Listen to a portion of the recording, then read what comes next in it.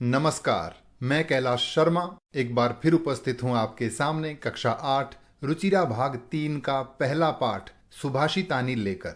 सुभाषितानी ये बहुवचन रूप है और मूल शब्द है सुभाषित, जो कि दो शब्दों से बना है, सु प्लस भाषित। सु का अर्थ है सुंदर या मधुर और भाषित का अर्थ है वचन या वाणी यानी बातें। इस प्रकार सुभाषित का अर्थ हुआ मधुर वचन यानी अच्छी बातें। तो आइए इस पाठ में दिए गए कुछ श्लोकों के माध्यम से अच्छी अच्छी बातें पढ़ते हैं। पहला श्लोक है, गुणा गुणज्ञेषु गुणा भवन्ति ते निर्गुणं प्राप्य भवन्ति दोषाः सुस्वादुतोयाः प्रभवन्ति नद्यः समुद्रमासाद्य भवन्त्यपेयाः।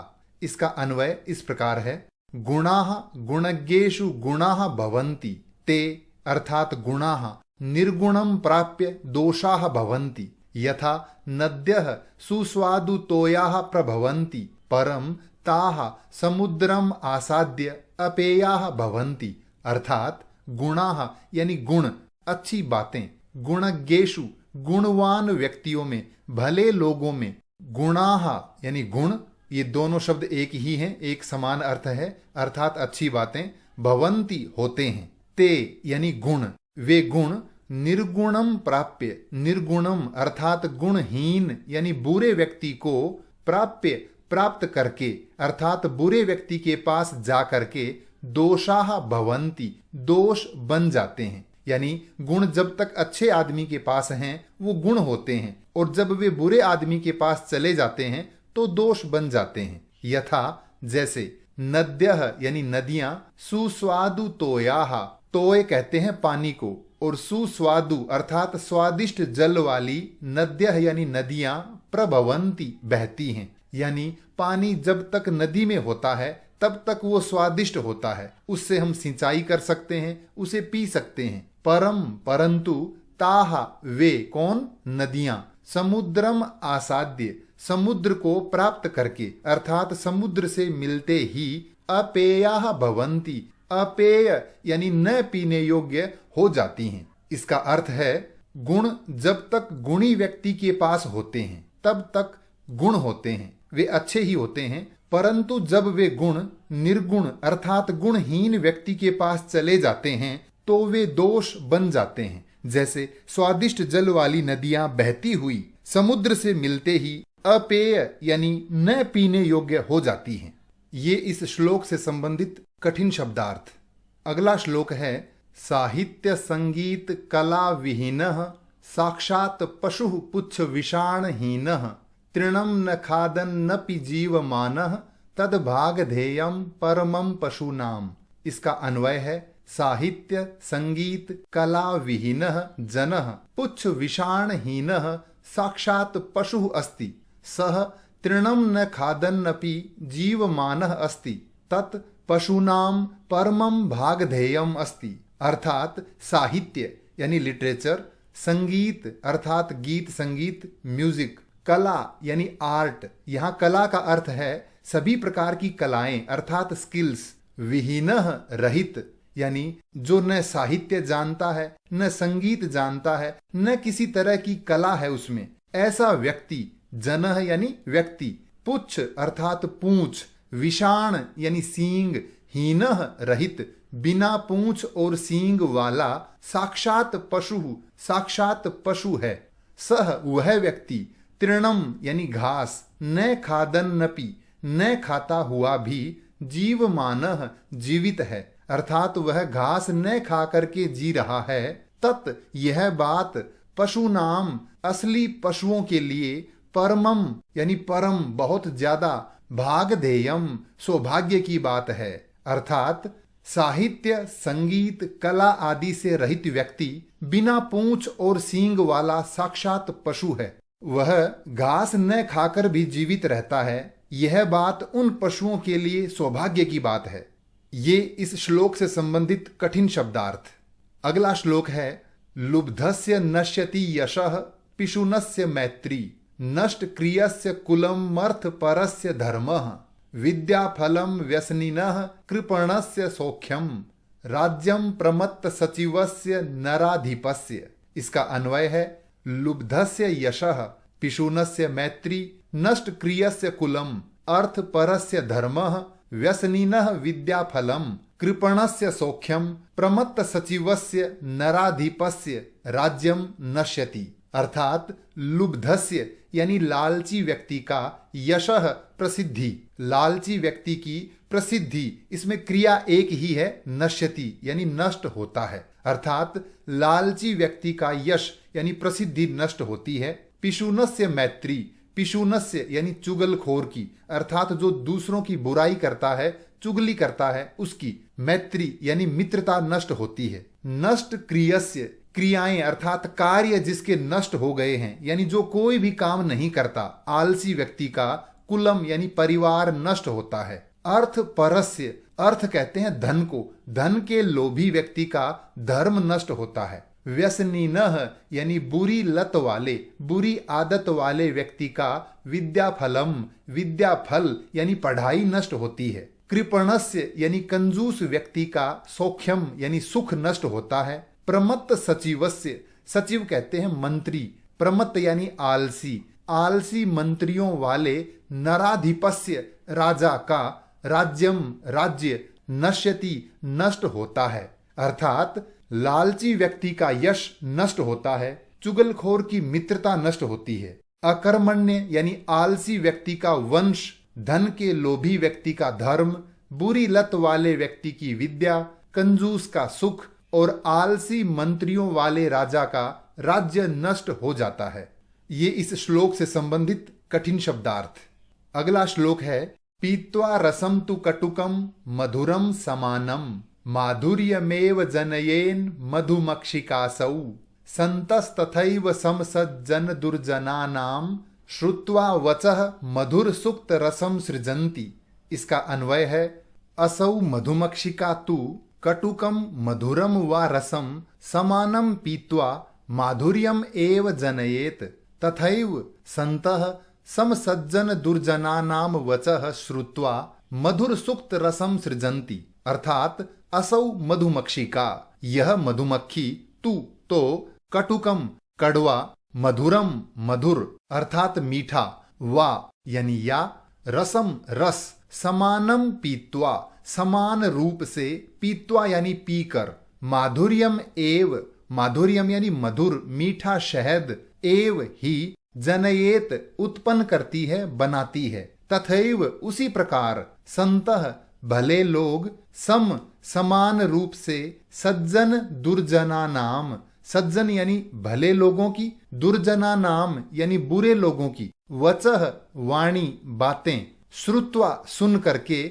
मधुर सुक्त रसम, मधुर यानी मीठा, सुक्त यानी सूक्ति अर्थात कथन यानी बातें, रस यानी रस, सृजंती उत्पन्न करते हैं बनाते हैं। अर्थात यह मधुमक्खी कड़वा और मीठा रस समान रूप से पीकर मधुर रस यानी शहद का ही निर्माण करती है। यानी मधुमक्खी कड़वा रस भी पीती है और मीठा भी पीती है, लेकिन जब वो अपना शहद बनाती है तो मीठा ही बनाती है। उसी प्रकार संत लोग यानी भले लोग सज्जन और दुर्जनों की बातें समान रूप से सुनकर सदा मधुर सुक्त रस का निर्माण करते हैं, अर्थात वे हमेशा मीठी वाणी ही बोलते हैं।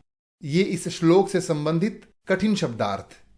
अगला श्लोक है विहाय पौरुषम यो हि दैवमेवावलंबते प्रासाद सिंहवत तस्य मूर्धनि तिष्ठन्ति वायसाः। इसका अन्वय है यो पौरुषम विहाय ही दैवमेव अवलंबते प्रासाद सिंहवत तस्य मूर्धनि वायसाः तिष्ठन्ति। अर्थात यह यानी जो व्यक्ति पौरुषम यानी परिश्रम अर्थात मेहनत को विहाय छोड़ करके ही निश्चित रूप से दैवम यानी भाग्य एव ही अवलंबते सहारा लेता है, जो व्यक्ति मेहनत करना छोड़ के भाग्य के भरोसे बैठ जाता है, प्रासाद सिंहवत, प्रासाद यानी महल, सिंह यानी शेर, वत यानी समान, महलों में बने हुए शेर के समान, तस्य मूर्धनि उसके सिर पर, वायसाह यानी कौवे, तिष्ठन्ति बैठते हैं। इसका अर्थ है जो व्यक्ति अपने पौरुष यानी परिश्रम को छोड़कर भाग्य का सहारा लेता है, उस व्यक्ति की स्थिति महलों में बने हुए उस शेर की तरह हो जाती है जिसके सिर पर कौवे बैठते हैं। ये इस श्लोक से संबंधित कठिन शब्दार्थ। अगला श्लोक है पुष्प पत्र फल छाया मूल वलकल दारुभिः धन्या मही रुहा येषाम विमुख यान्ति नार्थिनः। इसका अन्वय है मही रुहा पुष्प पत्र फल छाया मूल वलकल दारुभिः धन्याः भवन्ति येषाम अर्थिनः विमुखः न यान्ति।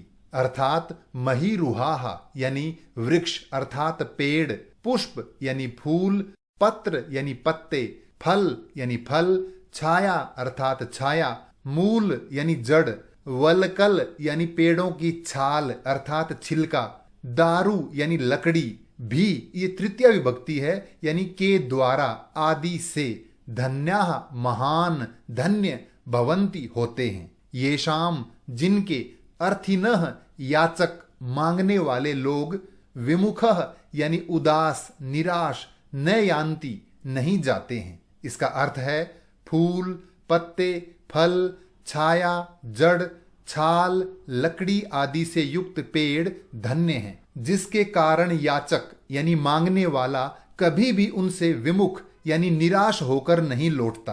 अर्थात पेड़ों के पास दान करने के लिए बहुत कुछ है, वे अपने पास आने वाले व्यक्ति को कभी भी खाली हाथ नहीं लौटाते। ये इस श्लोक से संबंधित कठिन शब्दार्थ। अगला श्लोक है चिंतनिया ही विपदाम आदावेव प्रतिक्रियाः न कूप खननम युक्तम प्रदीप्ते वह्निना गृहे। इसका अन्वय है ही विपदाम आदौ एव प्रतिक्रियाः चिंतनीयाः गृहे वह्निना प्रदीप्ते कूप खननम न युक्तम। अर्थात ही निश्चित रूप से, विपदाम मुसीबत के, आदौ यानी शुरुआत में, पहले, एव ही, प्रतिक्रियाः प्रतिक्रिया उसका समाधान, चिंतनीयाः सोच लेना चाहिए, गृहे यानी घर में, वह्निना प्रदीप्ते, वह्नि कहते हैं आग, प्रदीप्त यानी प्रदीप्त होने पर यानी जलने पर अर्थात आग लगने पर, कूप खननम कुआं खोदना, न युक्तम सही नहीं है। इसका अर्थ है मुसीबत आने से पहले ही उसका समाधान ढूंढ लेना चाहिए, मुसीबत आने के बाद उसका समाधान ढूंढना उसी प्रकार अनुचित है जैसे घर में आग लगने के बाद कुआं खोदना। ये इस श्लोक से संबंधित कठिन शब्दार्थ। अब हम चर्चा करेंगे अभ्यास कार्य पर। पहला प्रश्न है पाठे दत्तानाम पद्यानाम सस्वर वाचनम कुरुत। पाठ में दिए हुए श्लोकों का सस्वर वाचन करें। विद्यार्थी इसका अभ्यास स्वयं करें। दूसरा प्रश्न है श्लोकांशेषु रिक्त स्थानानि पूरयत। नीचे कुछ श्लोकांशों में रिक्त स्थान दिए हैं, उन्हें हमें भरना है। पहला है समुद्रम आसाद्य भवन्त्यपेयाः। समुद्र को प्राप्त करके अपेय हो जाती हैं। दूसरा है श्रुत्वा वचः मधुर सुक्त रसम सृजन्ति। वाणी सुनकर मधुर सुक्त रस का निर्माण करते हैं। तद भाग ध्येयम परमम पशूनाम। यह उन पशुओं के लिए बड़े सौभाग्य की बात है। विद्या फलम व्यसनिनः कृपणस्य सौख्यम। बुरी लत वाले की विद्या और कंजूस का सुख नष्ट होता है। पौरुषम विहाय यह दैवमेव अवलंबते। परिश्रम को छोड़कर जो भाग्य का सहारा लेता है। चिंतनिया ही विपदाम आदावेव प्रतिक्रियाः। अर्थात मुसीबत आने से पहले ही उसका समाधान ढूंढ लेना चाहिए। अगला प्रश्न है प्रश्नानाम उत्तराणि एक पदेन लिखत। नीचे दिए गए प्रश्नों के उत्तर एक शब्द में लिखिए। पहला है व्यसनिनः किम नश्यति। बुरी लत वाले व्यक्ति का क्या नष्ट हो जाता है। विद्या फलम यानी पढ़ाई। कस्य यशः नश्यति। किसका यश यानी प्रसिद्धि नष्ट होती है। लुब्धस्य यानी लालची व्यक्ति का। मधुमक्षी का किम जनयति। मधुमक्खी क्या बनाती है। माधुर्यम शहद। मधुर सुक्त रसम के सृजन्ति। मधुर सुक्त रस का निर्माण कौन करते हैं यानी मीठी वाणी कौन बोलते हैं। संतः यानी सज्जन लोग। अर्थिनः केभ्यः विमुखाः न यान्ति। मांगने वाले यानी याचक किन से उदास होकर नहीं जाते। महीरुहेभ्यः वृक्षों से। यहाँ हम वृक्षेभ्यः भी लिख सकते हैं। अगला प्रश्न है, अधोलिखित तद्भव शब्दानाम कृते पाठात चित्वा संस्कृत पदानि लिखत। नीचे दिए गए इन शब्दों के लिए संस्कृत शब्द इस पाठ से चुनकर लिखिए। यथा, जैसे कंजूस को कहते हैं कृपणः, कड़वा को क्या कहेंगे, कटुकम, पूंछ पुच्छः, लोभी लुब्धः, मधुमक्खी मधुमक्षिका, तिनका तृणम। अगला प्रश्न है, अधोलिखितेषु वाक्येषु कर्तरि पदम क्रियापदम च चित्वा लिखत। नीचे दिए गए वाक्यों में से कर्ता और क्रिया छांट कर लिखिए। जैसे संतः मधुर सुक्त रसम सृजंती, संत लोग मधुर सुक्त रस का निर्माण करते हैं। तो इसमें सृजंती क्या है, क्रिया, यानी निर्माण करते हैं। कौन करते हैं, संत। तो संत हुए कर्ता और सृजंती हुआ क्रिया। इसी प्रकार नीचे कुछ वाक्य दिए हैं। पहला है, निर्गुणम प्राप्य भवन्ति दोषाः।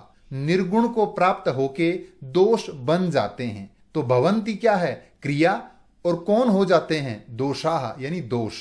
गुणज्ञेषु गुणाः भवन्ति, तो क्रिया हमें समझ में आ गई, भवन्ति यानी हो जाते हैं। कौन हो जाते हैं, गुणाः। मधुमक्षिका माधुर्यम जनयेत, मधुमक्खी शहद बनाती है। तो कौन बनाती है, मधुमक्खी। तो मधुमक्षिका हुआ कर्ता और जनयेत ये क्रिया। पिशुनस्य मैत्री यशः नाशयति, चुगलखोर व्यक्ति की मित्रता प्रसिद्धि का नाश करती है। कौन करती है, मैत्री। क्या करती है, नाश। तो नाशयति क्रिया और मैत्री ये कर्ता। नद्यः समुद्र मासाद्य अपेयाः भवन्ति, नदियां समुद्र को प्राप्त करके अपेय हो जाती हैं। कौन हो जाती हैं, नदियां। तो नदियां कर्ता और भवन्ति क्रिया। अगला प्रश्न है, रेखांकितानि पदानि आधृत्य प्रश्न निर्माणम कुरुत। नीचे दिए गए वाक्यों में रेखांकित शब्दों के आधार पर प्रश्न निर्माण कीजिए। पहला है, गुणाः गुणज्ञेषु गुणाः भवन्ति। गुणाः यानी गुण, गुणवान व्यक्तियों में गुण होते हैं। तो कौन होते हैं, कौन को कहते हैं, के। तो प्रश्न बनेगा, के गुणज्ञेषु गुणाः भवन्ति। दूसरा है, नद्यः सुस्वादु तोयाः भवन्ति, नदियां स्वादिष्ट जल वाली होती हैं। कौन होती हैं, नदियां। स्त्रीलिंग में कौन को कहते हैं, का, और बहुवचन में बनेगा काः। तो वाक्य है, काः सुस्वादु तोयाः भवन्ति, कौन स्वादिष्ट जल वाली होती हैं। अगला है, लुब्धस्य यशः नश्यति, लोभी व्यक्ति का यश नष्ट होता है। तो किसका नष्ट होता है, किसका को कहते हैं, कस्य। तो वाक्य बनेगा, कस्य यशः नश्यति, किसका यश यानी प्रसिद्धि नष्ट होती है। अगला है, मधुमक्षिका माधुर्यमेव जनयति, मधुमक्खी शहद ही बनाती है। तो कौन बनाती है, का माधुर्यमेव जनयति, कौन शहद ही बनाती है। अगला है, तस्य मूर्धनि तिष्ठन्ति वायसाः, उसके सिर पर कौवे बैठते हैं। तो सिर पर, तो हम लिखेंगे कहां। तो वाक्य बनेगा, तस्य कुत्र तिष्ठन्ति वायसाः, उसके कहां पर कौवे बैठते हैं। या हम कस्मिन भी लिख सकते हैं। अंतिम प्रश्न है, उदाहरणानुसारम पदानि पृथक कुरुत। उदाहरण के अनुसार शब्दों को अलग अलग करके लिखिए। जैसे समुद्र मासाद्य, तो दो टुकड़े इसके किए, समुद्रम प्लस आसाद्य। इसी प्रकार नीचे कुछ शब्द दिए हैं, उन्हें हमें अलग अलग करके लिखना है। माधुर्यमेव, तो जिनमें ये मेव दिया है, ये म हलंत हो जाएगा और एव आगे चला जाएगा। तो दो शब्द बनेंगे, माधुर्यम प्लस एव। इसी प्रकार अल्पमेव, तो दो शब्द क्या होंगे, अल्पम प्लस एव। सर्वमेव, सर्वम प्लस एव। दैवमेव, दैवम प्लस एव।